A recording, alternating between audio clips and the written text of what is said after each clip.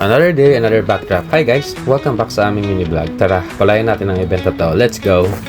So, dahil tumanggap ang utol ko ng panibagong events, kaya sasabak na naman kami sa panibagong backdrop styling. This is the second event of the day, kaya paspasan din talaga dahil kailangan namin ma-maximize yung oras namin.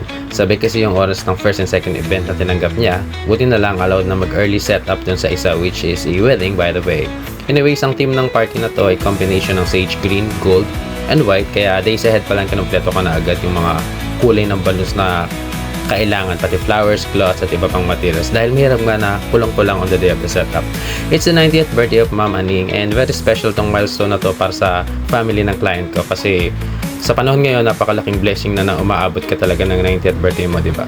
By the way, suki ko na sila client and almost every year halos lahat ng okasyon na sineselebrate nila ay kami yung kinukuha nila.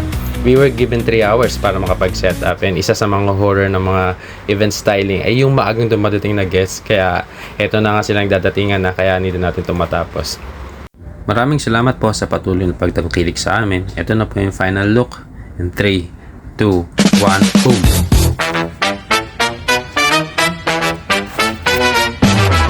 See you again sa susunod na backdrop series namin for another kwento behind the backdrop. Thank you for watching.